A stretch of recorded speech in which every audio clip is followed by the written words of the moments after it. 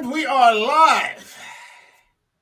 So, welcome to episode 101 of An American Werewolf in New Jersey. I am the American Werewolf.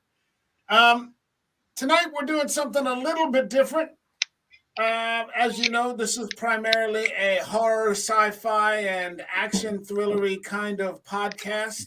But tonight, I've got a genuine author here to stop in and say hello and talk to us a little bit about his work. And I've got Mr. John Beckett. He's here tonight joining us. Thank you very much, John, for coming on board. Appreciate thank you for inviting me. Thank you. Yeah, man. And John is the author of Flying Fists, the definitive guide to Western martial arts films of the 1970s, which, if I'm not mistaken, has an upcoming release on Friday. Yes. Okay, so where can people find your book if they want to order it? Well, you can get it straight from the publisher, which is telos.co.uk, or you can get it from amazon.co.uk. It's on amazon.com. Okay. In the UK, it's on Waterstones, WH Smith's. I'm not sure where it's available in America, but I know it's definitely on amazon.com. Anywhere else, I'm not sure. I know that it's available on Amazon because I have a copy on pre-order, so I'm waiting for that. So people, you can find John's book, and I'll say it a couple more times throughout the podcast, Flying Fists, the definitive guide to Western martial arts films of the 1970s, on Amazon.com. Paperback and also as a on Kindle. So there's two ways you can buy it. I got the e-copy. Yeah. So, yeah, that works. And I've also got another first-time guest on the show tonight, but an old friend, Tony Shornobi. Thanks, Toby. Tony, excuse me. I don't know what's wrong with me tonight. The fuck? You shortened Tony Shornobi to Toby. It's all like rolling together or something here, you know. So thanks for stopping in tonight. We appreciate it. I don't know. I'm trying to think. I think that there's a direct correlation. I would say that most horror movie fans are probably also martial arts fans. And I'm thinking I grew up, and if you've been watching this show for a while, then you know that I grew up next to a drive-in movie theater, if you know what that is, where it's all outdoors and the big screen, and and back in the day, you used to hang that one speaker on the inside of the driver's side door, and that's what you would go see. I'm not sure we had them. Did we have them in England? Well, I'm a little bit older, I think, than both of you, so it might have. Yeah, this might have been before you guys, but I grew up and watching drive-in movies on Fridays because it was like 2 or 3 miles from my house. So that was our Friday thing to do as a family. And you didn't have to buy anything. You just bought your tickets and brought all your food with you. And so right up until The Empire Strikes Back, I saw all of my movies at the drive-in. But I distinctly remember, and it was funny that this was one of the posters that came through. I also happen to be a lifelong fan of martial arts. Brilliant. So I think my first contact with martial arts may have been the trailer for this movie, and I had never seen anything like it before. Chuck Norris in Good Guys Wear Black. Oh, okay, yeah. And there was just that opening trailer, and I don't know if you can see there in the aviators that he's wearing, that jumping leap through the moving car that was coming directly at him, and I was like, "Wow, what the fuck is that? Holy shit!" I gotta see this. And Dad, you gotta take me to go see, Good Guys Wear Black, and he's like, "What?" What is Good Guys, And then he saw the trailer, and I'll never forget. He kind of looked at me like, because my dad was like in the military, and he was just like, "How about I just take you to see Alien or something like that?" So I was like, "Okay," because I was like 10 or something like that. Okay, yeah, let's just go see Alien. And now, 500 years later, I'm on a horror podcast, but My background in martial arts kind of began there in the late 70s, my exposure. And then my local television Fox affiliate, Tony knows what, I'm sure maybe you both know what Fox is. You're over there in the UK. The Yeah. local Fox affiliate opened something up on the weekends on Saturdays called Black Belt Theater. And you would always get a double feature of martial arts movies every Saturday afternoon. And they were usually the Run Shaw movies, those sorts of things, or you'd get a Jim Kelly movie every now and again. And then, of course, that culminated ultimately into when they saw that was a hit. They did something called Bruce Lee Week, because I had never seen a Bruce Lee movie before until like the early 80s. Yeah. And then like every night, prime time weekdays at like 8 o'clock, the Fox affiliate would show a different Bruce Lee movie. And I was hooked. That was absolutely it. To this day, I still enjoy a good martial arts film. There are a lot of bad ones out there, but even the bad ones are still, kind of guilty pleasures. When I was doing this book, I watched about 155 martial arts films just for this book, and I would say there were more bad ones than good ones for sure. I'm sorry to say, Good Guys Wear Black is one of the bad ones. Well, really, go ahead. It's really boring, to be honest. It's boring. It's one of Chuck Norris's worst, but it's definitely got that iconic jump kick through the windshield moment. That is, it's up there with the Hall of Mirrors in Enter the Dragon. It's a real iconic scene for sure. So, how did you start? What was your beginning as a martial arts fan or as a martial arts movie fan? Where did that start for you? Was it in the UK? Was it somewhere else? Yeah, the UK. Yeah. Well, for me, it was my next door neighbor. He gave me a VHS video, and it had a few films on it. It had Rocky 3, Rocky 4.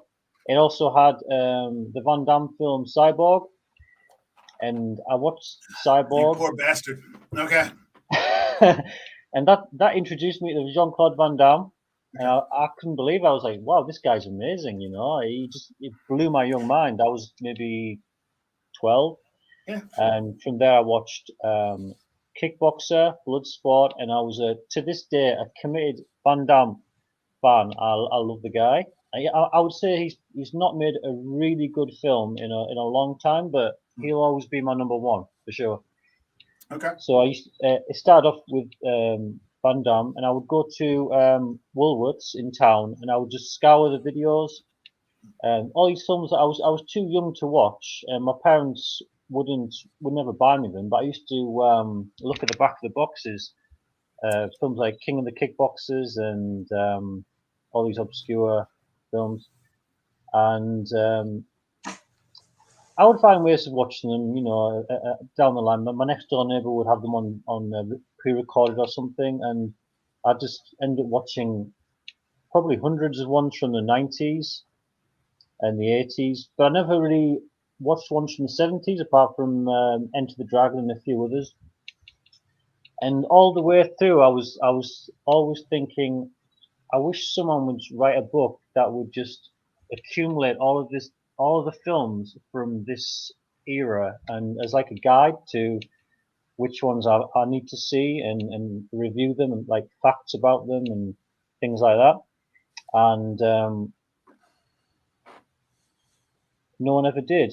So after about 15 years of wishing for someone else to do it, I thought I'll do it myself. So I started on the 80s, and as I was writing about the 80s, I was kind of thinking to myself, well, there was the 70s as well, and my curiosity just got the better of me, and I thought, being a bit of a completist, I'll just go back to the 70s and just watch all them as well. I specifically started 1973 in the book because that was when Enter the Dragon came out, and that was when Kung Fu, the TV series with David Carradine, was on telly, and that kind of kick-started the resurgence of popularity of martial arts in the West, and that's my starting point, 1973, and that's where I go on from there. The Tony, highs and lows. Tony, what about you? How did you get here? You've been a lifelong martial arts fan. How did that start for you? Or more specifically, how did it start in terms of martial arts films? Yeah. It's difficult to remember that far back, to be honest. But I think that, Asian culture was always fascinating to me when I was young. It was very remote and very inaccessible. And I think a lot of martial arts references were in a lot of movies, right? So you think, Indiana Jones, the guys waving scimitars around stuff. And so the idea James of martial Bond. arts references were there, right?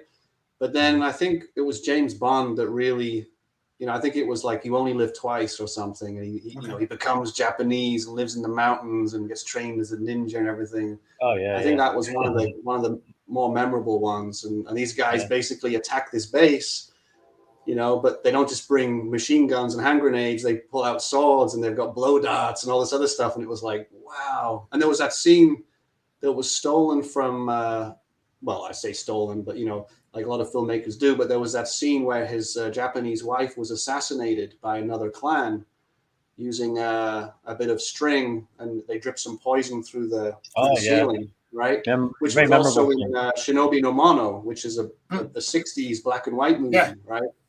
Yeah. And so seeing stuff like that, it was just, it was like ingenious, it was crafty, it was physical, it was like, and up to that point, I think I was very much into war movies. I used to watch a lot of World War II movies, a lot of ones about naval battles with Japanese submarines or beach landings and all this kind of stuff, a lot of warfare. And then suddenly seeing this other world of like hand-to-hand combat and, this martial arts aspect, and even some of the other movies that were, even maybe tongue-in-cheek, but had all this kind of mysticism, like what was that, Big Trouble in Little China, and John Carpenter. Yeah, exactly. All this kind of like magic energy aspect to it, like the glow in the what was that one called, the young dragon or whatever. It had that feeling of mysticism. Yeah, that sort of mystic sort of, you didn't quite understand it all. There was something happening there that, you didn't quite understand. It's funny because I think I'm pretty positive I'm the oldest person here, but for people who might be younger than you, martial arts movies have kind of gone away. I was doing a review on Monday. I did a pre-recorded review, and I was talking about how franchises have sort of dominated now movies for the past 2 decades. And the number 2 rated James Bond was like number 5. I think it's made like $6 or $7 billion. It's the longest running franchise in movie history. The number 2 highest grossing franchise was Star Wars, and it's like 10.2 billion. Okay, since Lucas started with the first film. The number 1 at 22 point like whatever, more than double the number 2 answer was the MCU. And I think because of the MCU and this constant CGI kind of action, it's kind of pushed almost any other kind of action movie out of the mainstream. Yeah. Well, if it's not swinging from a web, if it's not, the Hulk, it's very hard nowadays. And so people forget, how many exactly, hundreds of movies that are out there, probably at 50 or 60 years worth of movies, maybe more, going back. That are martial arts films, whether it's the Chinese, movies of the 70s or 80s, 5 Deadly Venoms or whatever. Now you have to have like the UFC app. They have all like the Golden Harvest movies out there if you want to watch those. Or, like you said, the Shinobi no Mono. The Japanese films are even more obscure. Because everything's been taken over by these, these sorts of blockbusters. So I remember growing up with Van Damme, and for its time, there really wasn't anything to equal it. I remember Steven Seagal, the first time I saw Seagal, and, I had never seen Aikido before, a classical Japanese Budo art. Right. And you're like, what is, it was magic. Yeah. I think people don't. And I think CGI has taken a lot away from that. You know, now I think you could see things and think, is that real? You could just do it with CGI, but back then it had to be real. And when you see martial arts in the films now, a lot of it is of the UFC style, ground and Yeah, pound style fighting, and it's not good. It's not good to watch really. It's not. it's It clunky. doesn't. Yeah, I want to see. You want to see like sweeping kicks and beautiful moves. You just don't want to Yeah, see someone getting someone to the floor and pounding the faces, and it's just yeah. not good to look at. But having said that, I think some of it went the other direction. One of the movies that kind of ruined it for me and kind of turned me off was Crouching Tiger, Hidden Dragon. You remember that Yeah, and one? the Matrix as well. Yeah, Ang Lee. And, Yeah, and, and in that one, they kind of went too much for the artistic piece yeah, and all the floating through the air and the majesticness and everything. And it was like, well, now I've got two extremes. Either it's like that, or it's just two guys beating the hell out of each other with blood and sweat. There's yeah, no yeah. there's no balance. That's see, that's I one of the think things I used to like. go ahead, John. I think the era of the martial arts film is kind of it's over really. You know, whereas there's the '70s with the Hong Kong films or the '90s with the post Van Damme imitators. I think martial arts films are really a thing of the past, and with this book that I wrote, I think I'm trying to like draw on the nostalgia that people have for that time, you know, simpler times really. I Uh, mean, that's for me that's the draw of them. I mean, even when I was watching them when I was 12, they were still old then, you know, they were still nostalgic then. They yeah, weren't like new films; they were at least like 6 or 7 years old. And I yeah. think it's just the nostalgia, and you can't get that anymore. Filmmaking's moved on, and it's sad, but they'll always I, be there. I believe I'm cautiously optimistic that at some point I believe that the Marvel wave, and this is a whole other conversation. I don't want to start talking about Marvel, but I believe that the Marvel wave is starting to break. It's been 20 years. I'm You not a know, fan of the Marvel films. I've actually never seen a single Marvel film. I have seen them, and I have mixed opinions on them. I Yeah, know, I'm sort of exhausted by it. it's too much Um, of a commitment now. I mean, there's like 30 of them. I mean, I don't want to yes, start now. something along those lines. But what I guess what I'm saying is, you could make a martial arts movie nowadays without even being. The Matrix started that. Maybe you didn't even Yeah, necessarily have to be a martial artist. Mhm. absolutely. Yeah, To perform these sorts of actions. I personally differ a little bit from Tony in that I appreciated that there was a small window before Marvel started where we had like Crouching Tiger, and then we had Jet Li's Hero, I love and Jet then Li. we That had was good.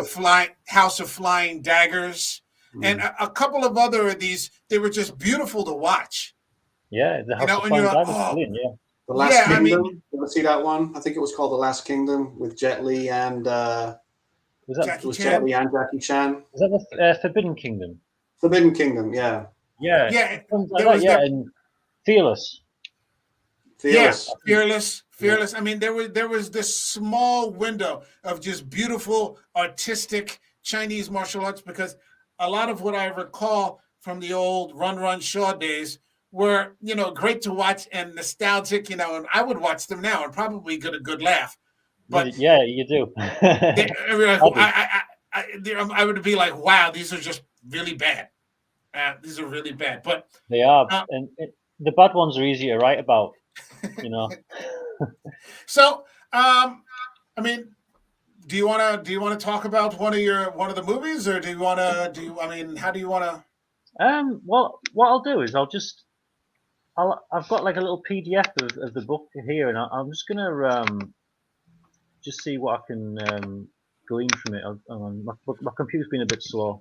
I can pull up one of the. I mean, we've got Tony sent some of the overlays here, so we're talking about now. These are movies I Okay. haven't seen, and I assume that these Yeah. are like blaxploitation films. Uh, Cleopatra Jones. well, yeah, the two genres definitely overlapped. There are quite a few. Well, the original title of the book was actually it was Fists. Well, I'll just try and get this right. It was Flares, Throws, and Flying Fists. That was the original title, and then Sounds like the 70s to me. Yeah, or Fists and Throws, because there was a lot of afros in these films. Ooh. But the publishers just wanted to go with Flying Fists, which whatever, you know. I prefer Fists and Throws because it kind of gives that 70s feel.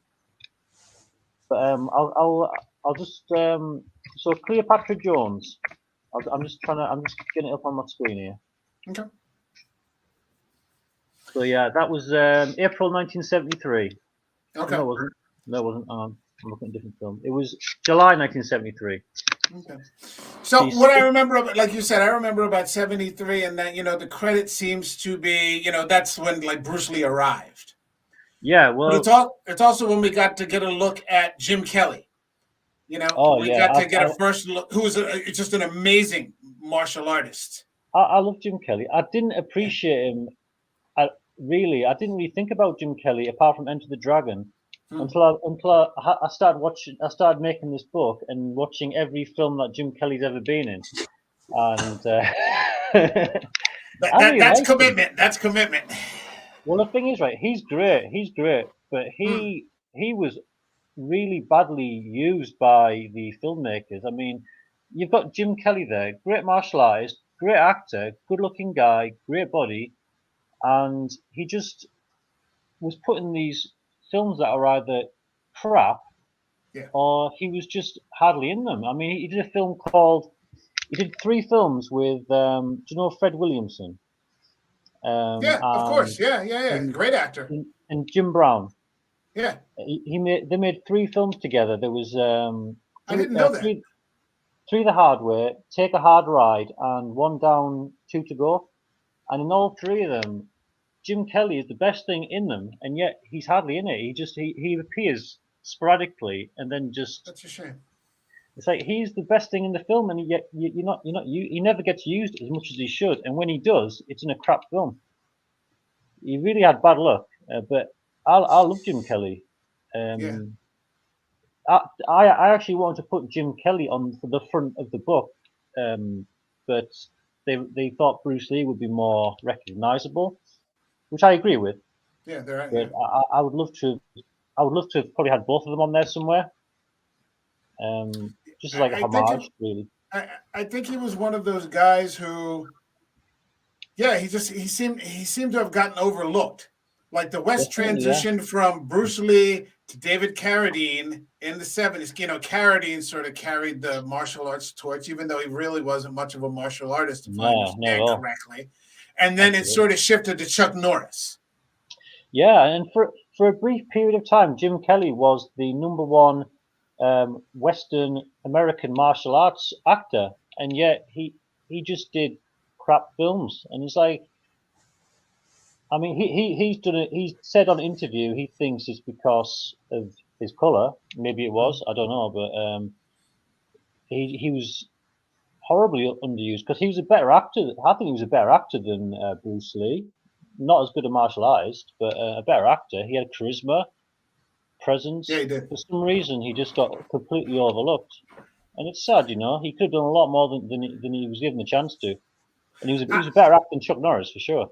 Yeah, I don't always buy into every claim of racism, but he may have something there. I mean, when you consider the time, and also the fact. I mean, there's also the fact that like they weren't making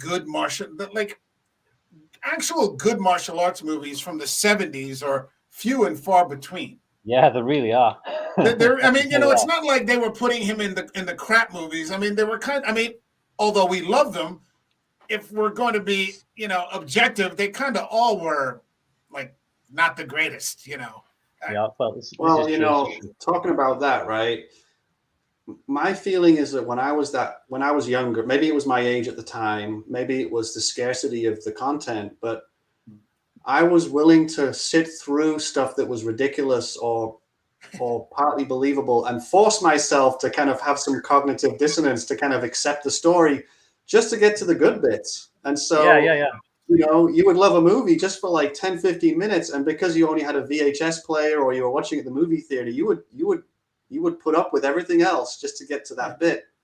when the guy gets his revenge or finally takes out the bad boss or whatever it is, you're like, oh man, you know. And that was that was enough of a rush, right? It was an endorphin kick or whatever, and you were happy. But now I think we kind of have higher expectations, and so we look at these things now and we go, what? Where's the storyline? You know, where's the plot development? Doesn't exist. Where's the character development? Nearly all of these films had the same. They had the same three-part storyline. There was part one, which was the setup for the revenge. There was part two, which was the training sequence or whatever, and there was a part three where there was the revenge. They were all the same, really. If you look at it, they're all the same. But it was actually really hard to find different things to say about each one, because I was watching thinking, well, I've said this 10 times already. It's not your fault, man. It's not your fault. You're just, these are the rocks you have to turn over sometimes, It's not always, there's not always an oyster and, like a pearl in every oyster with some of these. I managed, surprisingly, somehow, I managed to say something different about 155 films that were pretty much the same. I mean, now with the advent of YouTube, and just by, I don't know, for some reason it popped up in my screen, like the final scene from The Big Boss was on there. And it was the non-Western version, so it was completely different music, and they're speaking in Mandarin. And then it was the one scene from Fists of Fury, where he fights the big Russian guy. And I'm just like, like if I were to watch this with the volume off and but I mean, like, because Bruce Lee was it was magnificent to watch. Mm-hmm. He was so fat. He was just like frighteningly fast, and just, it was just a beautiful thing to watch as a lifelong martial arts fan. If I were to do that, I'd be like, wow, this guy is just, holy shit. I mean, look at this. This guy's just, he's everywhere. He's everywhere at one time. But like, if I start to add the dialogue in, or like the overly dramatic music, and you're like, oh, okay, and it's kind of sacrilege to say because it's Bruce Lee, and he's kind of considered the king, but at the same time, they 50 years later. Huge following he has in the Middle East, because I've been helping John promote his book, so I've been connecting with a lot of martial arts movies people and different 70s martial arts fan pages and things like that, and there's still a huge Bruce Lee following out there, but they just share the same 20 different clips. The fight with the Russian is one, and the fight at the end of Big Boss, whatever, then some Enter the Dragon clips, and yes, it's true. It's just the same piece, and it's a limited catalog. I can't help thinking, and this is maybe just me being, missing the obvious for many years, but it just get the sense that it's really about Bruce Lee showing some of the things that he's really good at, that he wants to show, like almost promoting his Jeet Kune Do, right? Kind of trying to promote it through film. And so, he has these signature moves that he does, right? And he does them so well and so nicely. And you basically just watch it to see him do like a flying sidekick, right? You just watch 90 minutes of footage to watch him do a flying sidekick instead of a guy flying across the room. When you watch but it's worth it, because you'll never see anyone else do it like that, he does it. Ever. I when I watched the end of The Big Boss, there's this scene where he like leaps, and then he just and he lands right in front of the camera, and he just rips off these like 4 kicks, and you're just like, holy shit! Like this guy, like you're just watching somebody like at the peak of their ability, and he's just lightning fast, and he's just deadly, and you're like, this is very special. It's very special, and it seems like they built those movies around this man who had this extremely special physicality. Now, unfortunately, like what you're saying, Tony, with the Middle East and the same clips, it's a limited library. It's a very limited, there's very limited amount of, he didn't have like a long career like Norris, or anything like that, or Steven Seagal, who's, I think it may be still doing 1 or 2 direct-to-video or something. He's had 30 years, is kind of what I'm saying. But, in many ways, physicality and, I think just ability may have peaked back there with him. It's he was very special. Very special. Well, even Van Damme's spinning back kick, right? I mean, that no one had seen that on film before. Oh, no. And when he did it in No Retreat, No Surrender, it was just like you wanted the bad guy to win. Yeah, exactly. Yeah. And the end of Bloodsport when he does the 4 in a row at the end against Bolo Young, it's like that's what you want to watch the film for. It's beautiful. It's like. Yeah, they're It's terrible brilliant. movies, but it was the action that drove us. It was never The Godfather. You got very few movies that put the two things together. I think with martial arts films, it's more the way it makes you feel than how they're not cerebrally challenging. They don't make you think, or you won't stay awake thinking about them. But it's the way they make you feel. They stir something inside. It's like the Rocky films. They just stir something on a primal level inside you, and I think that's the appeal of martial arts films. They usually just make you want to beat your friends up in the theater parking lot. That's usually. or they make you want to run off and join a martial arts class. Really, That's what I did. Back in the day, it was all because of Jean-Claude Van Damme for me, and for a lot of people, like it was Bruce Lee.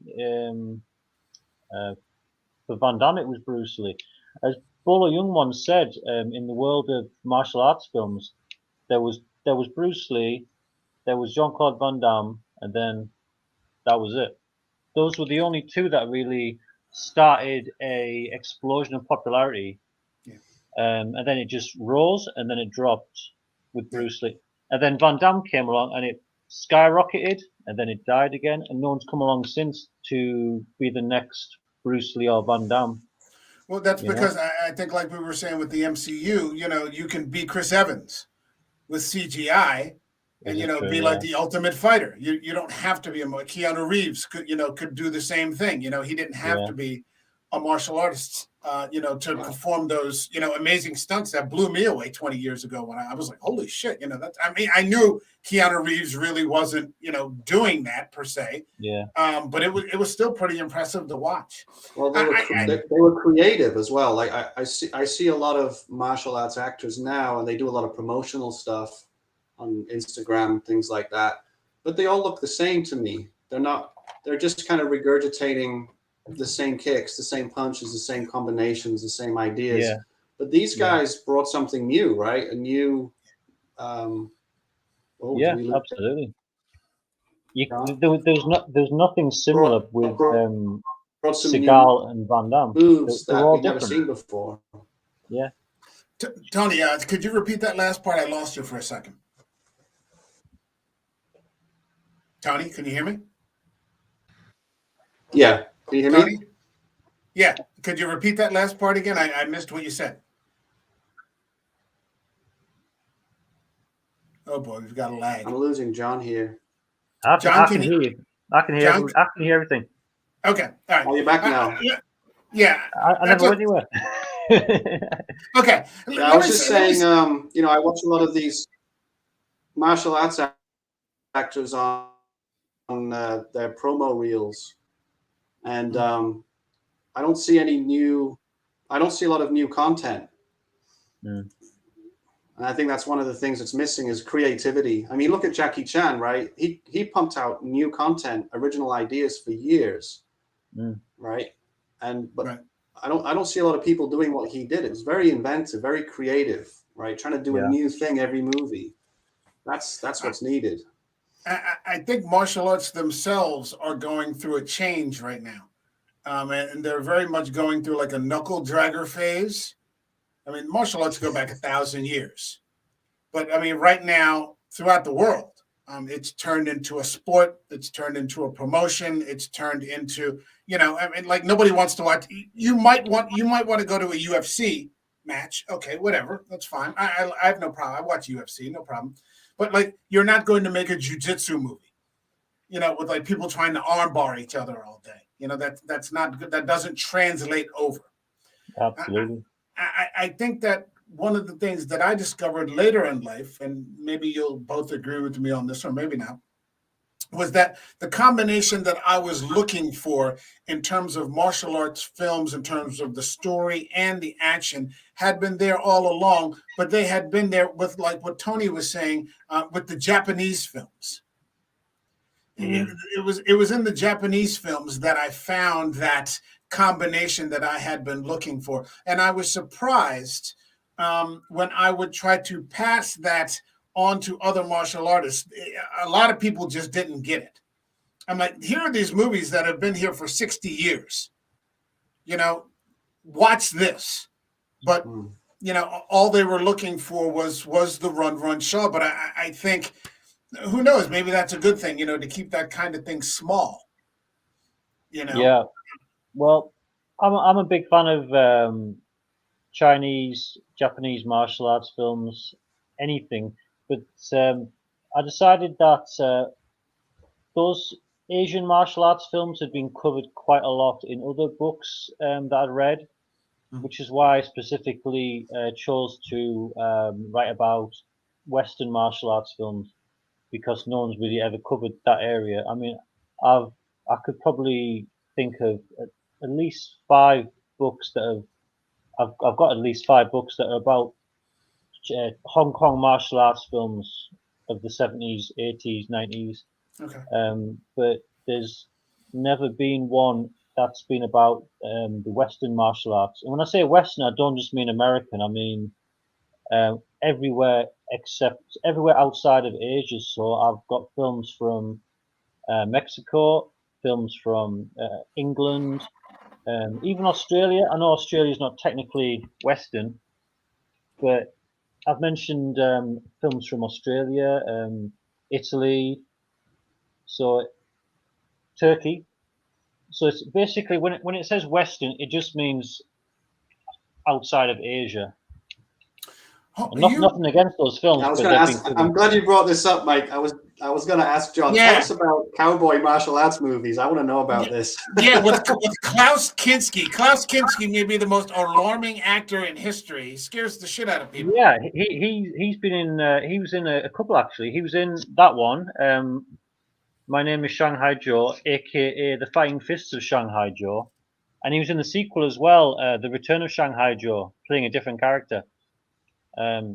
Yeah, he's a good actor, very scary guy. He makes a good villain. Yeah, I've not really seen a lot of him outside of those 2 films, but he definitely makes a good villain. So what was the premise of this? I mean, that looks.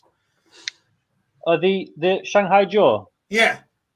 Well, it's about a Chinese immigrant who comes to America, San Francisco, in the 1800s. Okay. And he meets a lot of resistance against the locals because he's an outsider. You know, they're kind of racist towards him, and he meets this slave trader who's collecting Mexicans and selling them as slaves. And it's basically him going up against this evil slave trader guy, and the slave trader sends these assassins against Shanghai Joe, and he kicks their asses. You know, it's good actually. It's really good, and there's loads of cowboy martial arts films, or Eastern Westerns called, or spaghetti Easterns. There's loads of names for them, but yeah, there's. I cover them all. There must be over 20. Okay, I do remember that there was one, I think, with Charles Bronson. Yeah, Red Sun. Shiro Mifune. Yeah, Red Sun. Yeah, I never saw it actually, but I know it's out there. Okay, it's really good. It's really good. And the thing is, because that Red Sun was from it was from 19. I'll just find it was from. When was it? 1964. Can't find the date. But yeah, it said 1964, so it doesn't fall within the remit of the book. But at the same time, I do mention it and I do write about it because I love Red Sun. I think it's a great film, so I do actually mention it quite a lot. And there's actually a photo from Red Sun in the book. but because it doesn't fall in the 70s, I don't really go too in depth with it. But yeah, that was Red Sun was I would say the first Eastern Western. But and you had two huge mainstream stars. You had Yeah. Charles Bronson. You had Toshiro Mifune. I mean, those are two powerhouses. Charles Bronson at the time was the biggest star in the West, and Toshiro Mifune was the biggest actor in Japan. And one was in the Seven Samurai, one was the Magnificent Seven, and they just came together in this one film. Yeah. And it's a really good film. I really recommend it. Yeah. It's a bit like, I'm trying to find what I wrote about here. I'm in the middle of going through. It's on HBO Max right now. I'm in the middle of going through Mifune when he does the Musashi trilogy. Oh man, that's so good. All right, yeah. It's so good. The Samurai trilogy. That's so good. It's such Yeah. that's such a good fucking trilogy. I watched those a long time ago, 20 years ago. I need to watch them again. Really good film. Oh, Red Sun was 1971. Sorry. Oh, okay. So that we are. Oh, so it does fall in your purview. Okay. Yeah. Well, before 73. Okay, but yeah. I do mention it quite a lot. Yeah. Okay. Hold on. We've got a couple other titles here. All right. Yeah. All right. This I got it. Peter Cushing. I had no idea that Peter Cushing starred with David Chiang. Oh, really? No, The Legend of the Seven, because I like David Chiang from Duel of the Iron Fist and, like a million other fantastic kung fu movies. He made a lot of films. A lot of films. Yeah. Actually, where is it? Here we are. Bit of information.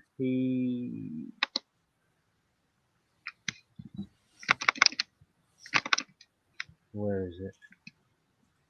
He was like, in many ways, to me, he was like almost kind of a successor to Bruce Lee, although they tried to get all those Bruce Lee imitators. Oh, yeah. The lookalikes and whatever. Yeah, like Bruce Lee. Bruce Lee. So many, yeah. And those guys were terrible, but this guy, he was in quite a few good movies, and he just. Yeah, he was. He's in a few of these films that I mentioned. Yeah, but when I mentioned before about crossovers between horror and martial arts, well, that's one of them. The Legend of the Seven Golden Vampires. That's a good example. It is a really good film. It was the last film of starring Peter Cushing as Van Helsing. Wait, Cushing was Van Helsing in this? Yeah, it was his last film as Van Helsing, yeah. This wasn't a Hammer film, though, was it? Yeah. It was a Hammer film? Yeah. I had no idea. Yeah, it was called, the poster says it was so big it required 3 movie companies. It was distributed by Warner Brothers and co-produced by Hammer and Shaw Brothers. So it took 3 studios to make it, and it's a really good film. I love it. I was really surprised because whereas a lot of martial arts films have small fights scattered throughout, this film has maybe 4 or 5 big set pieces, which take like 20 minutes. Some of them, and it's basically a gigantic fight scene followed by a bit of plot, then another gigantic fight scene followed by, and when you watch it, time just flies. It's a great film. For some reason, I'm reminded of, and this is actually, I know we weren't talking about Marvel, but I'm reminded of the very first Marvel movie, and people forget that it was an action horror film called Blade. Oh yeah. And that you had. I love Blade. You had a gory vampire movie. You had martial arts. And it was just great. I mean, way before the days of CGI or anything like that. It's a little dated for some of the special effects, but still holds up. I like Blade Trinity. I like all the Blades. I think Blade Trinity is a great film, but no one seems to like it. I thought Blade 3 was better than Blade 2. Really? No, I would disagree there. Okay, Blade One's the best Yeah, that first by one far. was a good one. Now you've got another movie here, Hot Potato, Jim Kelly. Hot Potato. It's a terrible film. It's the worst film in the book. It's terrible. It's a sequel to Black Belt Jones. Okay. Black Belt Jones was his first big starring gig after Enter the Dragon, and Hot Potato is the sequel, and it's just a terrible film. It's whereas Black Belt Jones was kind of cool and quite serious, and it had a good feel to it. Hot Potato is kind of a comedy, and it's awful. It's Is that guy's pants falling off in the middle of the picture there? Bring that picture back up. There's a guy with like green pants. Yeah, his pants are falling down. Yeah, in the film, his pants fall down. Yeah. Oh, yeah. How the hell did you see that? Okay, yeah, all right. The guy's fighting pulls his pants down. It's that kind of a film. It's terrible. It's awful. I think Jim Kelly would have been put to much better use maybe in the 80s. I don't know that even in the 70s, though, that Hollywood had use for a black leading man of action. We're still coming off Eastwood. Eastwood is, ruling the, or you've got Sean Connery, or, John Wayne is kind of coming to the end of it. There was, martial arts haven't really been established as a genre that they sort of became, like in the 80s, you had the Cannon films, and like Sho Kosugi, and, they were making movies. You can make a movie for like $1.25, and that kind of thing. I feel bad for Jim Kelly. Maybe he's right. There just wasn't a place for him in the 70s. I think on this occasion, I think he was right. Times were different then. Yeah. And there was actually, there was, 3 black American martial art actors in the 70s who are covering my book. There was Jim Kelly, there's a guy called Ron Van Cleef, and there was a guy called Carl Scott. Carl Scott and Ron Van Cleef had more success in Hong Kong, but Jim Kelly didn't. He made one film in Hong Kong, Jim Kelly, The Tattoo Connection, aka Black Yes, I've seen the Tattoo Connection. Yeah, that's his best. That's like his best film. They actually use him in that. He's in the film, and they actually use him to his advantage. They use his skills. Whereas in the American films, he just gets sidelined. He's like in Hot Potato, he's the star, but he's like a side character in his own film. That's too bad. That's too bad. Tattoo Connection, it's not a good film, but it's the only one that really uses him to his full potential, in my opinion. And I just saw some of that on YouTube the other day. I think the entirety of the Tattoo Connection is on YouTube for free. I think it is, yeah. I think that's where I watched it actually, yeah. Okay. It was a while ago. Go ahead. I used to have it on DVD, but I don't know where it went. But it's a good film. I liked it. That was the question I was going to ask. Where did you access all of these movies? Are they like? They must be sort of not quite in the public domain yet. They're not quite old enough for that. It took lots of different ways. So a lot of them I watched on YouTube. A lot of them weren't on YouTube. So a lot of them I had in my collection anyway. Okay. And a few of them I had to go out and buy the DVD, and some of them were quite expensive. There was one film that I couldn't find anywhere on the internet called Mr. Hercules Against Karate, which is an Italian film. Okay. And I had to buy the German DVD, which cost about £40. Oh. I know. And there was a documentary called The Warrior Within, which again I couldn't find anywhere online, and I bought the Australian DVD of that for about £40. So a few of them I just had to buy the DVD. There was no other way. They're that obscure, Of all the movies that you watched, what was your favorite? Which one did you consider to be the best? Oh, that's really tough. I quite liked. Give me 2 or 3 then. If you're like, hey, these are my 2 or 3 favorites. I watched 150, but just off the top of your head. Okay, I would say The Man from Hong Kong. which is a Australian Chinese co-production starring Jimmy Wang Yu, who died just 4 days ago, actually. Oh, okay. Yeah, Jimmy Wang Rest Yu, in peace. he died, unfortunately. That's a really good one. Lots of action. The Man from Hong Kong.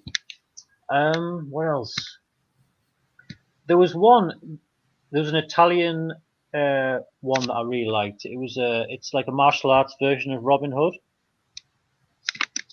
and it's called. I'll just find what it's called. Okay. Here's a question. And while you're doing that, does this book cover Circle of Iron? Yes. Oh God, I love that movie. I love Circle of Iron. That's actually my favorite review in the book. Is it really? Yeah. It's a film you can write so much about that film. Yeah. It's a really deep film, and it Yeah. works on so many levels as a surface level martial arts film. Yeah. But because it's based a lot around Zen and these different philosophies, you can go really deep with that one. And Yeah. it's the longest review in the book. Yeah. And it's got an interesting story behind it as well. How it was written by Bruce Lee. Yeah. And in the end, David Carradine bought the rights to it, and it's got an interesting story. So I write about all of that. But yeah, I really, really enjoyed Circle of Iron. Yeah, you had Christopher Lee, you had Roddy McDowall. Yeah. Some people in Christopher Lee playing multiple. David Carradine playing multiple roles. Yeah, and Blind David Man. Carradine, to his credit, David Carradine he's great in it. Yeah. Because I didn't even realize he was playing multiple roles because he really transformed himself for each role, both physically and the way his acting style as well. It really made me change my mind on David Carradine, and his acting ability. I really thought he did a really good job. It's a brilliant film. Circle of Iron is definitely up there, and also the Robin Hood film is called Robin Hood, Arrows, Beans and Karate. And it's actually it's a really fun film. Probably I would say it's probably it's a children's film really, in a way, but it was a lot of fun. And that was difficult to find as well. I think sometimes even with a nominal script, a lot of these movies could have been better than they were. They were just cheap. They just didn't have the budget. Yeah. They built them around the action. Yeah. I wouldn't say any of these films had a big budget. Yeah. But I mean, you saw even with like half a gasp and some decent performances, like in Circle of Iron, that you really could have had some movies that were memorable. I mean, they're all memorable. I mean, you just wrote a book about them, over 150 of them. Don't misunderstand. Yeah, and the bad ones are more memorable than the good ones. Yeah. Okay. All right. So hold on. Wait, I think we've got one more here. Oh, Death Promise. Oh Lord. That is a good film as well. That I was surprised with that film. It stars Charles Bonnet. He's known as the Latin. Is it the Latin Panther? I think it's the Latin Panther, or the Latin Dragon. And he's not quite as muscular as he's portrayed on the front there, but it's a good film. Okay. He basically plays a guy who's he lives in an apartment, and his apartment's been the area's being corrupted by greedy landlords. So he takes the fight to the landlords, kills a load of people. It's a really good film. Yeah, it's a very low budget, but a lot of fun, and I would recommend that one. Okay. That's definitely one. I wouldn't say it was a good film, but it's fun, Yeah. No. I know exactly what you're talking about. I don't think any of these films you would call good films, but they're good on a certain level, A film critic wouldn't say they were good, but I'd say some of them are good. Because I like what I like. Yeah. No, that absolutely. Yeah, that's right, and it's the right way to look at it, I think. But I just, like you said, they weren't investing a great deal in these movies. No, they were all cheap. Really and cheap, it was. I mean, and in many ways, there were probably more bad martial arts movies than good ones out there. I would definitely agree with that, and yet somehow I love them anyway. Yeah. You can imagine these projects, right? not having very good control of their timelines and their budgets and what have you, and being very rushed and messed up, right? Because they were probably trying to do things. I mean, either they had a director who'd never worked with martial arts before, or they had, you know, a guy who had a crazy idea and no one knew how to do it. And you can just imagine things spiraling out of control. And at the end, you were lucky if you had a movie. So, you know. Exactly. And they kind of scramble around for people to supply money for the films. And they use just normal people as from the street as actors. Right. Some martial arts, some karate expert who's never acted before is the lead. It's kind of like guerrilla filmmaking, really. Yeah. That's an excellent point. Martial artists don't necessarily translate to actors. No, and that's kind of that's sometimes is part of the charm. Very few of them are good at martial arts and acting. You know, you get the odd one, but it's part of the charm, really. There's a certain unique charm with martial arts films where you know that just there's a lot wrong with them, but you love the flaws. You love them for the flaws, really. And if you get good fight scenes, it's all the better, really. So, I mean, that brings us to what you've got down here, and I think this happened towards the end of the 70s, where we sort of started. Yeah, I say this because, you know, martial arts films in the 70s, and you know, you would be able to speak to it much more than me. It seems like they were kind of a rudderless ship. Like there was no set standard on what to do because Bruce Lee had died, you know, in 73 before these things were taking off. So everybody was just trying to do something. Yeah, they would. It seemed, you know, we're going to do something, and then, you know, see what happens. It's like, you know, you're throwing pasta against the wall, and we'll see if it's going to stick. But then, with 78 or 79, this guy, who has a credit from a Bruce Lee movie, is an American, and you know, not just a credit, but he was the first white guy who put Bruce Lee on his ass. I was just going to say that, but I didn't want to sound like a critical race theorist. You've got a white male that you can, you know, kind of rally around, and you know, I seem to recall this is about where I came into martial arts. The other stuff was a little bit before me. I discovered Circle of Iron somewhere in the late 80s or around 1990. But finally, you had things start to cement after about the decade of the 70s, and then we're going to start to move into the 80s with, you know, Cannon films and Sho Kosugi. But this guy comes along, and I'm a Chuck Norris fan. Don't misunderstand me. Me too. You know, he was, you know, he's 80 years old. I mean, he's an impressive martial artist. It's just, you know, he happened to come along at the same time as Bruce Lee, and, you know, it's like being around the same time as Muhammad Ali. You know, it almost, you know, you just kind of get overshadowed. But he was overshadowed. But I stayed up late. I stayed up late to watch this movie with my dad. I think I convinced him to watch it, and we watched it together. And I don't want to spoil the end if people haven't seen the end of that movie, but like if that was a late night and it was like, you know, gonna go to bed after that. That was not a good ending. I was just like, oh God, I just watched that whole movie and that's the end of the movie. And it took me like 5 or 10 minutes to figure out like what I'd just seen. I was just like sitting there talking to my dad, like, is that what just happened? It's like a whole lot of talking, and then I think a little bit of fighting in the middle. Then there's more talking. There's more talking. A plane explodes. More talking. Chuck Norris jumps through a car window, and then you get that ending, with a car, and to me, it's a boring film. He's done better. He did anticlimax. That's what it is. It's. I think that's one of the examples of what happens when you talked about the 3 stages of these martial arts movies, right? You've got the setup of why there needs to be some action or revenge, like the don't push me. Okay, you pushed me too far now. Then there's the whole training montage. How do I get myself in a position where I can actually win? And then there's the final takedown. And when you break that formula, that's what ends up happening. You end up going, well, what did I just watch? Like, that's not right, you know? So it's kind of I think it's kind of a reason they stick with that formula, because every time they try to mix it up, it's just a disappointment. Yeah, it's got like one fight scene in the whole film. It's a political thriller with far too much talking, and it's just really boring. And actually, Chuck Norris agreed that there was too much talking because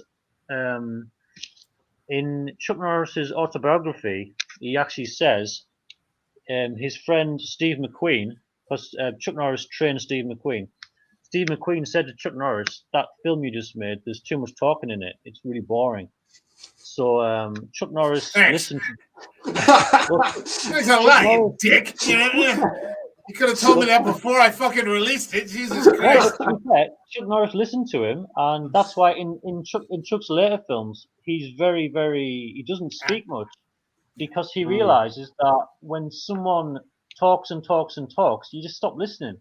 But if you just say a few things, but those things are memorable, then those are the things you remember. Like, well, if you go back to that fight at the Coliseum with Bruce Lee, that's what it's all about. It's all about the body language and the facial expressions. And there's that bit where Bruce Lee starts skipping, doing his skipping up and down thing, moving on his feet. Yeah.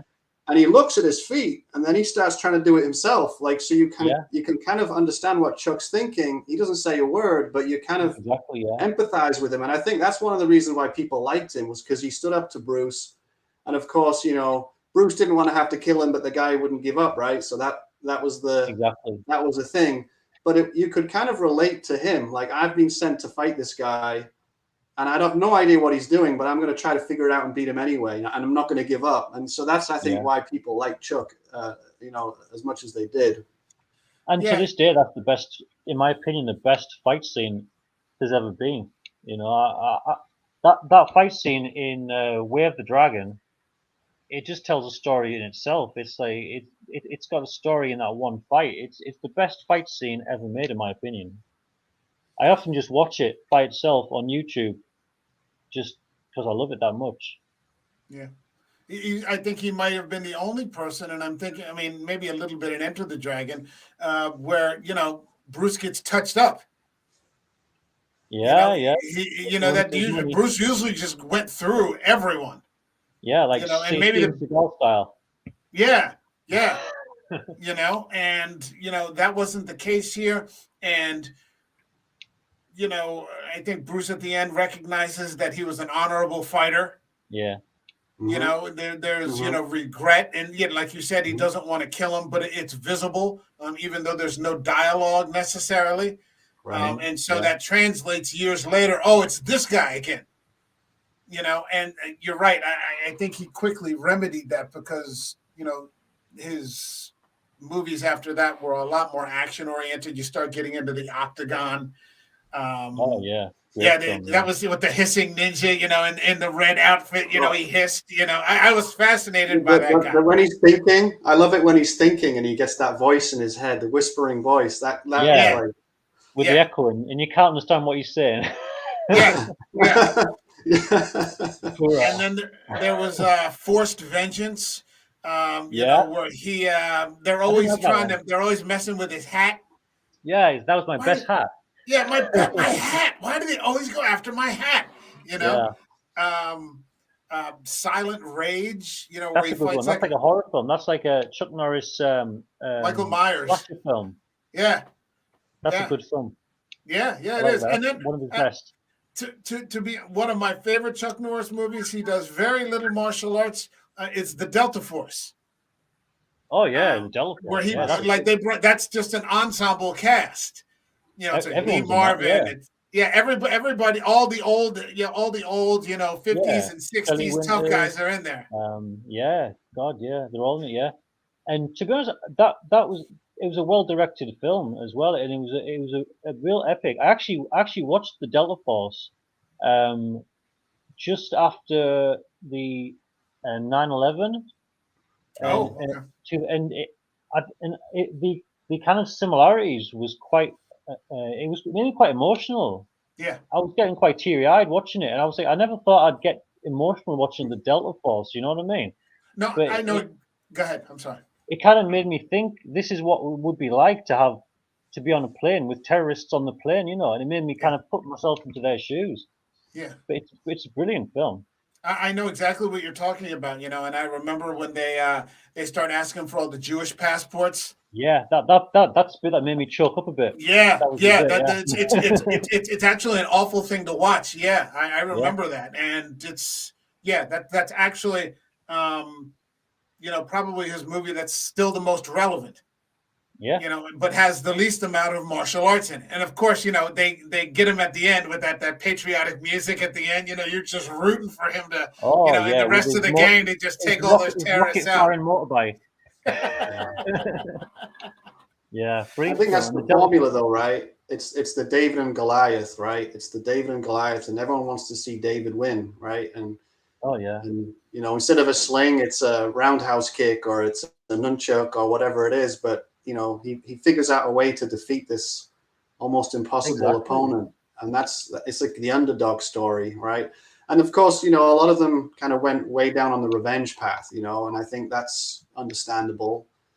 But I think the story part that resonated for a lot of us, well, certainly me, was this idea of like, well, they actually use martial arts to, you know, do something that would normally be impossible, and that's kind of, you know, and that's a classic example, right? You know, like the anti-terrorism, special forces, whatever. Like he's not just, and of course it's there's a certain amount of ridiculousness to it, but it's just really nice to see the underdog win, right? It just never grows old. Absolutely. Well, yeah.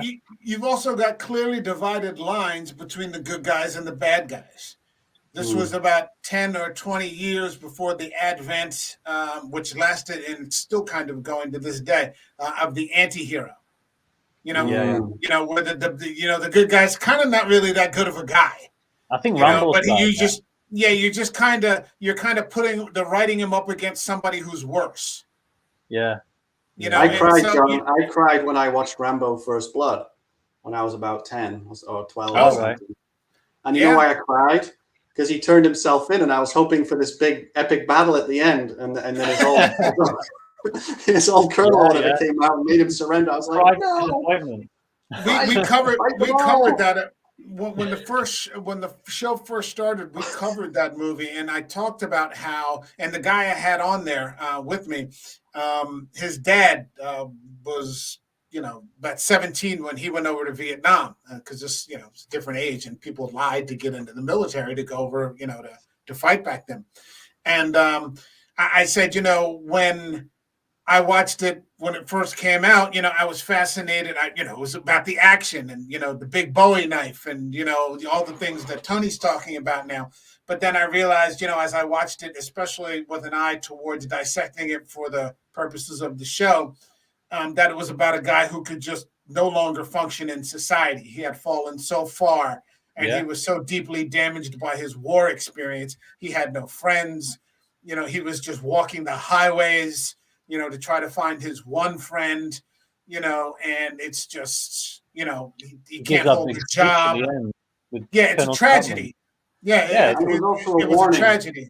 It was a warning of what happens when society, instead of trying to figure out how to help these people and take care of them, they kind of ostracize them and push them. And there was that, you know, you don't push me, right? But that's what it was. They pushed him over the edge because they try to sort of, you know, make it so he had nowhere to go.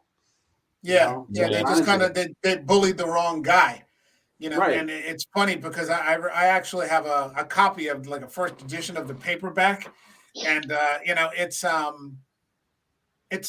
much bloodier story. Like he ends up killing all those police officers in the very beginning. The only sheriff that gets away is that the only person who gets away is that one sheriff, and the guy, the colonel, the superior officer who comes in from the army, isn't some sympathetic character at all. He just looks at Rambo as like a broken down piece in the machine. Okay, you know, which is something that he can't allow. And so at the end of the movie, he ends up killing Rambo. The movie has a clear end. You know, he's too broken, and he ends up shooting him in the head with a shotgun. Right. That would be an interesting. The Colonel Troutman character is like, he's a pretty cold-blooded, you know, guy. You know, a Vietnam vet. It's almost like it's all he does is go around doing this over and over again, and he's kind of become desensitized to it, and he's just like he's just like cleaning up the mess, right? Yeah. Nobody likes him. The sheriff doesn't like him. Rambo thinks he can trust him, but he realizes Rambo is too far gone, so his answer is just to shoot him, and that's kind of how it ends. By the time we get to the 80s, we're in a much deeper groove for action. The 80s. Well, the thing is, as regards to martial arts films, when you got to the 80s and 90s, they fell into two categories. They were either about revenge or they were about a fighting tournament. They were pretty much either one or the other, right? Any come to mind? Yeah, and any particular fighting tournament movies you're thinking of there, John? Listen, if you take anything to do with sport or blood or anything like that? Yeah. Blood, death, and ring, and put it against the words, like you could just mix those words up in any order, and you'll get the name of a film from the 90s, right? Blood ring, fire ring, ring of death, or ring of fire. The Shape of the Ring, Octagon. That was a good one. Yeah. It's a tournament or it's revenge. But in the 70s, they were a lot more experimental with the martial arts films, and they did films like Good Guys Wear Black and Hot Potato, where they were like espionage films or horror films. They were a lot more experimental in the 70s, which is why I'm writing a book now about the 80s martial arts films, and I'm finding it harder to write because a lot of them were very similar, whereas the 70s were every film had a different approach. They were just experimenting. It was interesting in that way. I think to some extent, through the 70s, you found out what worked and what didn't. Yeah, it was like the Wild West of martial arts films in the 70s. Yeah, it was like a one-off. Okay, this didn't work. We're not coming back to that again. It was like Bruce Lee. Bruce Lee's dead. We got to like do something now. We've got to get a successor. So they just threw everything against the wall and just see what stuck. And until Van Damme came along, that's pretty much what it was. It was just chaos, really, and it was enjoyable chaos, really. And it's funny because, like, Van Damme, I mean, he didn't have that big of a run. No, he didn't really. No. What did he have? Maybe 6-7 years? Because people realized quickly it was like watching Adam Sandler movies, and I enjoyed watching them because there we were in Kickboxer and all these. I would say 88 till 94 was Van Damme's prime. I wouldn't say he's made a brilliant film since probably Time Cop, or even like maybe I like Sudden Death, but maybe Sudden Death was his last really excellent action film, and that was 1994. Yeah, my favorite. Well, they became Van Damme movies, didn't they? They started becoming Van Damme movies rather than being movies with Van Damme in them, and so it's like they figure, people are just going to pay money to see him. That's it, Yeah. It became like Adam Sandler movies. It was kind of like the same movie over and over and over again. But I remember my favorite Van Damme movie is actually one called Black Eagle. Oh, that's your favorite? Wow. Yeah, I like that movie because he's only the co-star. Yeah, and he's the bad guy. He's brilliant in that. Yeah, and the action scenes were really, really good. Sho Kosugi was the CIA guy, or something like that. And I remember that first scene where they fought each other. Brilliant fight scene. Yeah, that stuck in my mind. I'm like, holy shit! Like these guys, because I liked Sho Kosugi from the '80s. And this was towards the end of Sho Kosugi's run. I think it was 87. And Van Damme's wearing the suit. Yeah. It's a brilliant scene. Yeah. And he doesn't make it. He dies in the end. Yeah, that was one of those films where I was wanting the villain to win. I'm like, I don't mind Sho Kosugi. I like him, but I want Van Damme to win. I want him to kick his ass, But he dies at the end. I'm kicking decades into the future, but my last recollection of an action martial arts movie promoted by the West, made in the West, was that Ninja Assassin thing. And there are 1,000 movies in between those two, but I could see already that the CGI blood, all those sorts of things were happening, and they had a halfway decent story there. Yeah, it was a good film, but the CGI spoiled it. Yeah, they don't even need to do, like, if you think about the Blind Swordsman, Zatoichi, right? They remade that one, and it's like, why did you need to do the CGI blood? Like, it was a great movie. I thought it was an awesome movie, by the way, the remake, but you didn't need to use CGI blood. You could have easily used classic, fake blood. Yeah. I don't get it. It was just so The obviously reason- CGI. It takes almost you out- ruined it. takes you out of the film. I hate CGI blood. I mean, it's the most basic thing. You could just use a squib, and yet the cheat and use CGI. I really hate CGI blood.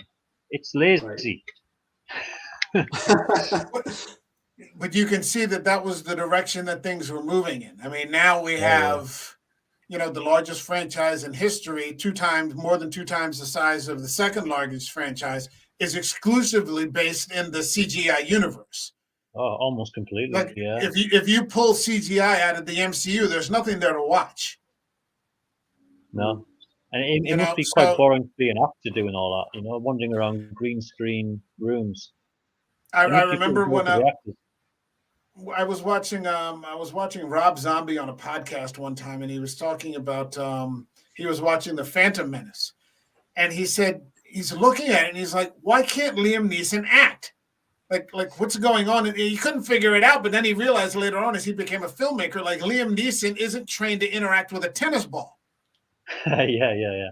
Right. You don't know what to do, and you're just, it's just, I mean, even Liam Neeson, he was only able to, perform that. But you think about like Jackie Chan, like broke his shoulder and never fully recovered from it when he was making one of his movies.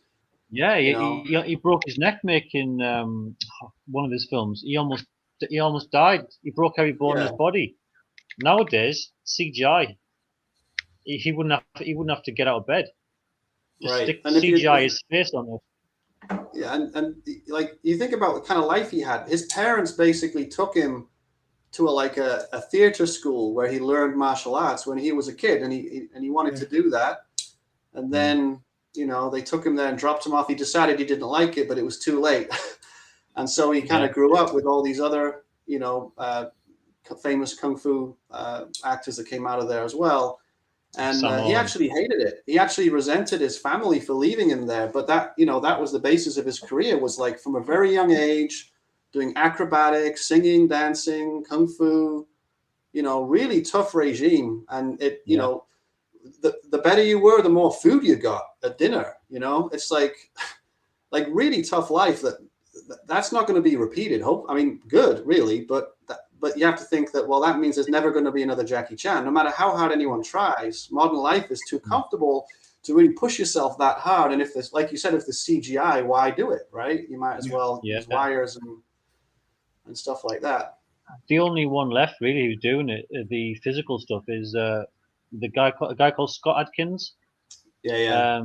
But even he's in his 40s now, and he's slowing down. And I was watching him today. He was in his garage kicking some mannequin to pieces. He's great. I've been a fan of him since his first film in I think it was 2000. He did a film called Special Forces. Brilliant film. He's always been an amazing martial artist. Yeah, he's very athletic. Very, yeah. He brought something new to the table.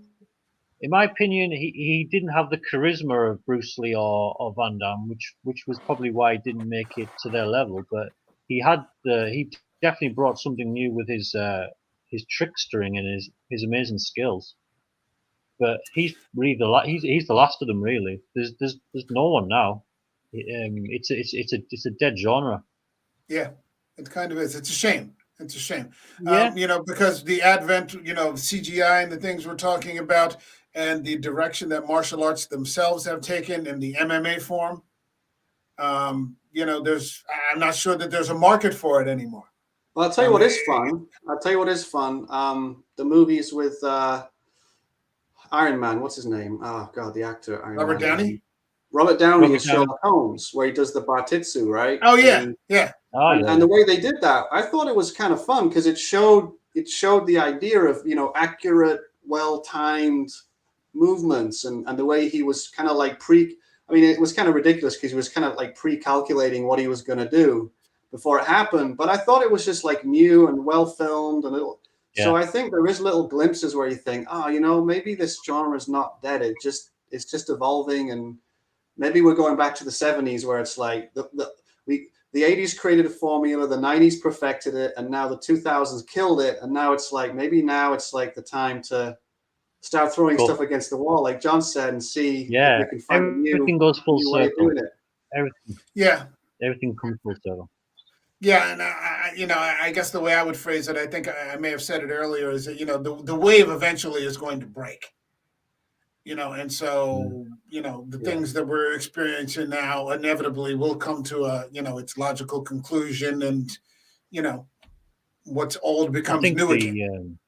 The John Wick films. I enjoy the John Wick films, for their martial arts and the gun style, gun fu. But really, Jason Statham does the odd martial arts style film, but Jason Statham. That's fucking. That guy drives me fucking crazy. All right, you don't like Jason Statham. I loved him in Snatch as a comedy. I like his hairstyle. Yeah. Okay, but I wasn't I can't get in. I can't get into his action. Can't get into the action. And now, now what we've got, and we neglected to mention this, and maybe this will cause you to disconnect the call right here. We've got Cobra Kai. I like Cobra Kai. I enjoy it. I enjoy it. Yeah. I enjoy it. It's old school, and it's Cobra Kai is the only example of bringing back a old franchise where they haven't ballsed it up. You take every other franchise that they've rebooted: the Ninja Turtles, Terminator, Predator, RoboCop, Star Wars, Star Trek. They've all been ruined, apart from Cobra Kai. It's like a kind of a like a holocaust of good ideas, isn't it? And like the only survivor is it's like everything you enjoyed in your childhood. We're going to just destroy it all. Yeah. What ends up happening is the only one that's still good. What ends up happening is that they keep these, and this is what I mean by franchises, because those are successful franchises. I'm not even getting into the ones that just keep on going and suck. I wasn't even, when I mentioned those others, it's like Jurassic Park and all these things that are making billions. But there are lots of other franchises like the Terminators, and all these other ones that, and it's the same with all of them. Really, they've reached the natural ending to their storyline, but that doesn't mean they don't continue to kick out movies. I think like Terminator ended up. Yeah, we've gone from people not being clever at all because they lacked the finances and the technology and everything and the time to make a movie that was really, and now they're trying to be too clever. Now they're trying to, every movie writer tries to make this, really super clever story, and it ends up just being a dud. Crap. Yeah, because we're in an era. We're in an era of corporate filmmaking. How can we make another one? How can we make another one? How can we make another one? And I unfortunately, when I saw this past season of Cobra Kai, I felt that they're starting to get there, because it's kind of running out of ideas. I mean, how long can you continue to have this thing where like these men in their 50s are manipulating these psychotic kids? Over a karate dojo. It's going to end. Yeah, it's got to end. Maybe the next season is going to be like the end. I think, and they've already finished it, I'm sure. So, It's like Machio's got to be close to 60 now. Still talking about it. But all those kids, by the way, they're all starting their own businesses. Like they're all like starting their own lines of clothing and perfume and all this kind of stuff. So they're not going to stick with it anyway. Yeah, they're all kind of riding the Cobra Kai wagon, and I don't see any of them being like martial arts movie stars in the future. No, we don't watch it for the kids anyway. We watch it for the old school actors, right? Zabka is the funniest guy ever. When he kind of throws back, he just brings your mind back. And it's kind of like you cringe, but you're also proud to be a Gen Xer at the same time. You kind of go, oh my God, that was ridiculous. But man, I miss those days. He represents us. But that's the thing, though. I think it's starting to move away from that and move towards the high school drama with the kids. Right. And so, Yeah. you know, like when I used to work in schools, that was all the kids were talking about was Cobra Kai. Mm. You know, you watch Cobra Kai? I'm like, yeah, I've been watching that before you were born, probably before your parents were born.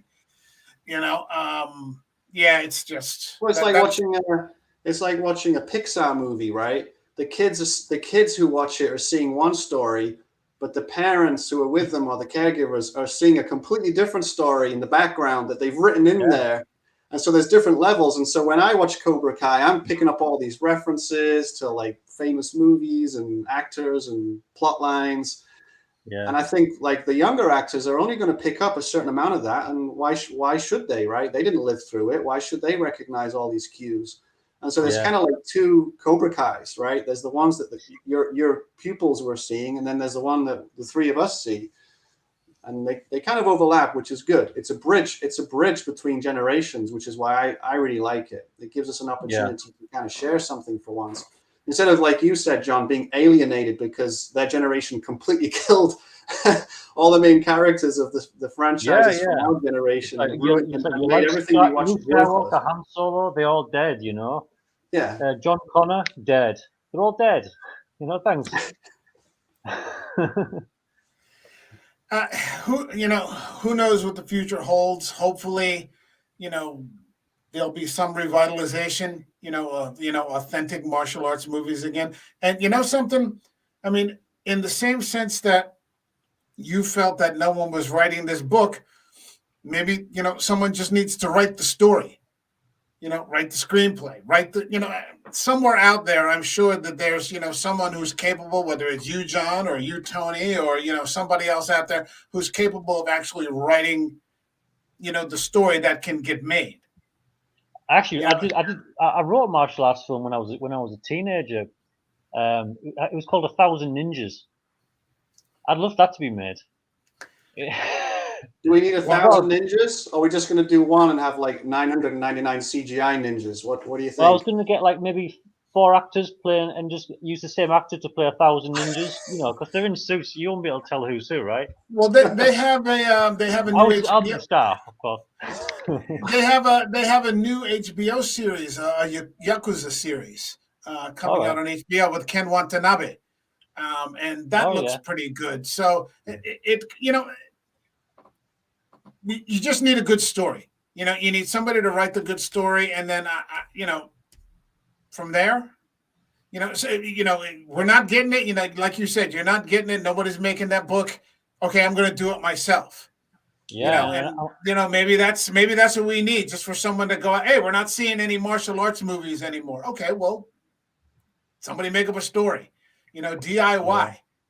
Well, that Marco Polo thing on Netflix, right? That was pretty popular, and they made an actual spin-off about Thousand Eyes, who was the Chinese kung fu master that worked for Genghis Khan, right? And Marco Polo learned kung fu from him in the story, and they actually made a spin-off part because he was so popular. So there's definitely still an interest in it, and still, it still inspires people. So I think you're right. I think you're right. It's just going to take someone to kind of say, someone with a great idea is going to write a story, and it's going to kind of reignite the whole thing. Yeah, somebody just has to will it into being. Yeah. I think you've seen that series Into the Badlands. Oh, I think it's on, there was that Amazon Prime. Into the Badlands. That's an amazing series. Brilliant martial arts Into the Badlands for maybe 4 years ago. There was also the one Warrior, I think, which was based on a Bruce Lee concept. And that was another one about a Chinese man who travels to America to try to find his Chinese sister. I haven't seen that and one. Gets involved. Yeah, that wasn't bad either. And his sister's involved in like I guess the local version of the triads. Like they've established the triads and the opium houses, in this new America, in the new world. These sorts of things. So it's inkling there, but there's it's like you just keep blowing on the fire until a little flame shoots up there. There's kindling. Somebody's just got to light it up. We're all waiting for it. I'm waiting. I mean, I can't write a film. I wrote a book. I can't write a film. Okay. I've got the imagination.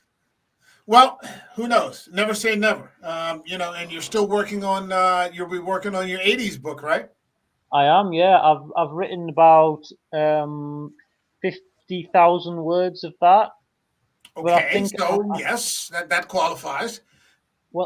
this one was 180,000 words. I think Oh, geez. I'm going to split the 80s into two though, because there's so many in the 80s. I'm going to do two books from 1980 to 1985 and 1985 to 1986. So hopefully this one will sell enough copies that someone will want to help me publish a second one. If Okay. it doesn't, then you won't see a second one. Okay. I'll Okay. self-publish it. Okay. Hey, that happens all the time too. Yeah. In which case, please come back. Yeah, but I hope this one will be successful. I mean, Hmm.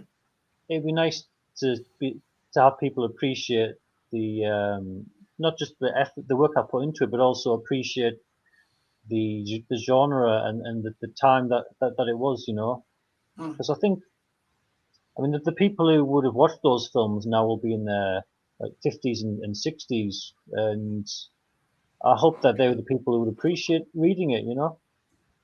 And I had a great time writing it. It surprised me. I I just think a thought, lot of young people are going to like it too, to be honest, because people missed out on that whole era, yeah, and I right? think also there's a big people like reading about bad movies. There's books, there's loads of books about bad movies. I mean, I'm not saying all of these are bad movies, but there's a lot of bad movies.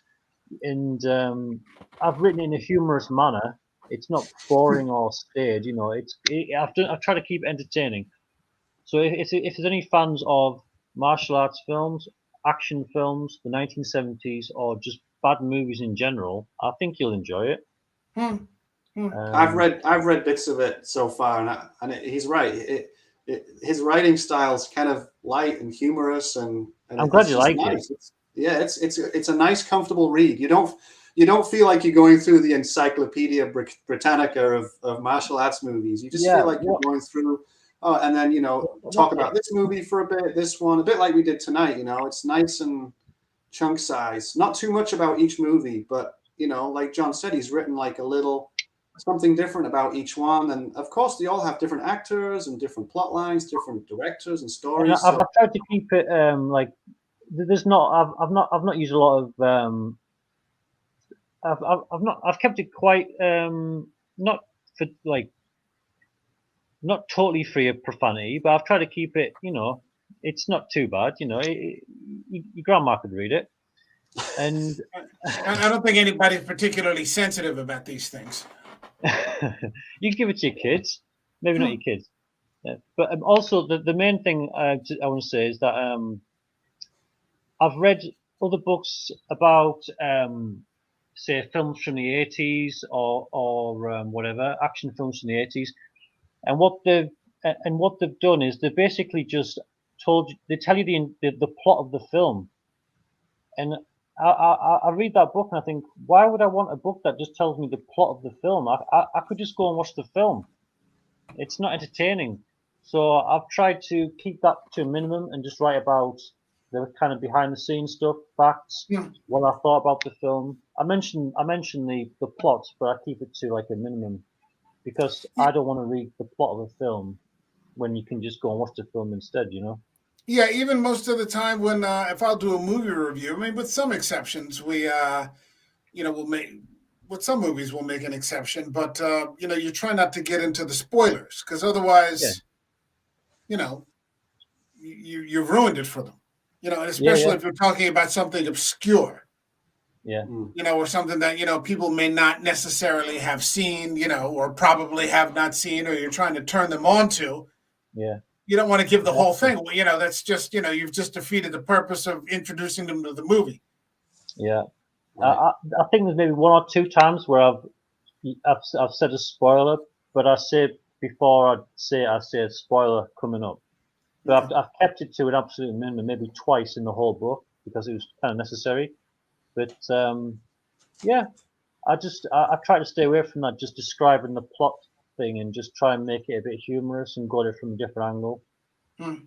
Okay. Um, I think if someone else had written it, I would read it. So I think that's all I can say really. Well, I mean, my Maybe I'm copy will be biased. here on Friday, so I'll let you know. Oh, okay. Well, Yeah. if you don't like it, just don't say anything. Yeah. If you never hear from me, whatever happened to him, I don't know. No, yeah, I'm 100% positive that will not be the case. Hope so. And did you buy it from Amazon? Yeah, Okay. I Brilliant. got it Well, I got it on pre-order. no one's written a So, review yet. So you can write the first review if you like Okay. it. If you don't, don't. Yeah. Oh, that works. Yeah, not a problem. Not a problem. So, I mean, again, it is available on Amazon.com, Amazon.co.uk. Is that how it works? And Okay. Anywhere else? it's available from the publisher's website, which is telos.co.uk. That's telos.co.uk. For English people, it's available at Waterstones, WH Smiths, a few other places. But as for America, I'm not sure. I know it's definitely at Amazon.com, and Yeah, it's probably got the one. paperback version or the Kindle version.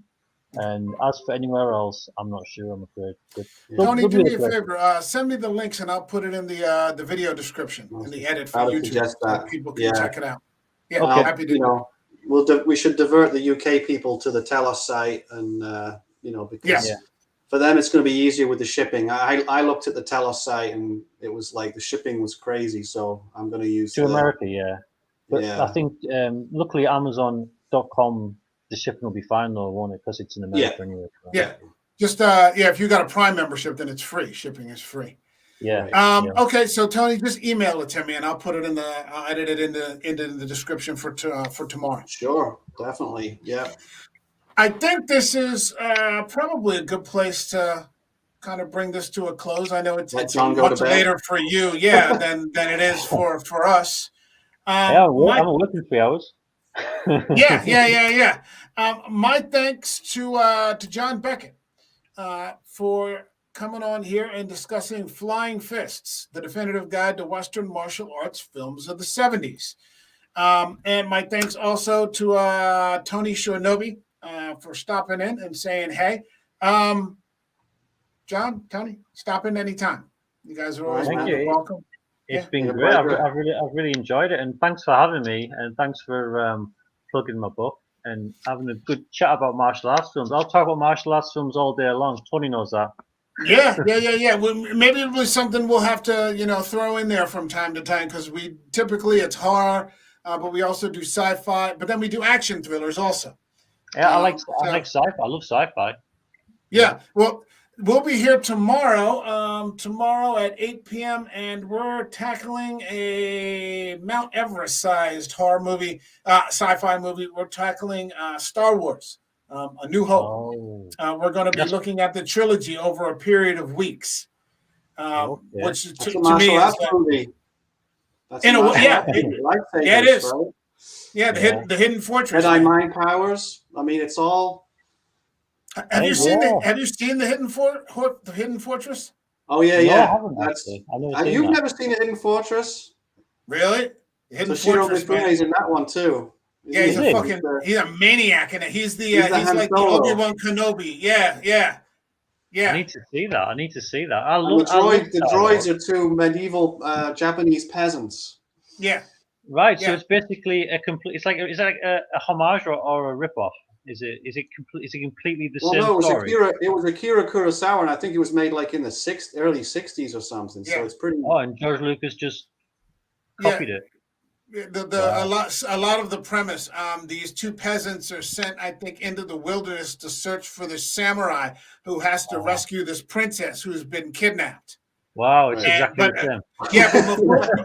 But Mifune is not like some mellow guy. He's like a fucking maniac, as I remember. He's like this maniac samurai. He just charges in. My favorite scene in the whole movie is where he charges down. Some guys spot them, and he charges them down on horseback with his sword and cuts these guys down, and then accidentally rides right into the middle of the enemy encampment. and has a spear duel with the enemy general. It's just a fantastic. I'd watch that clip. Just forget the rest of the movie. I'd watch that. I want to watch the whole film. Oh, so it's good. That is to Star Wars what Battle Beyond the Stars was to Seven Samurai, I guess. Have you seen Battle Beyond the Stars? No, I never saw it. Basically, it's like the Seven Samurai set in space. Oh God, it's a brilliant film. I'll recommend it. Roger Corman. Okay. But, okay. And then yeah, was it Fistful of Dollars? I think is Sanjuro or something. Yeah. Yojimbo. Yeah. That's, Yojimbo, yeah. And I think Death Wish 4 is kind of a rip-off of Yojimbo as well. But Akira Kurosawa stole Shakespeare, right? Yeah. Rand, Throat of Blood. He did another one too. So what goes around comes around, I say. Yeah. Well, they say there's only a few original ideas in the world, and everything else is just copying those. Right. Yeah, it's very true. It's just a matter of whether you do it well. Yeah. All right. Thank you again, John Beckett. Thank you again, Tony Shornobi. Stick around after the outro. We'll talk for just a second. My best to everybody out there. And we'll be back tomorrow at 8 p.m. for Star Wars: A New Hope. All the best, everybody.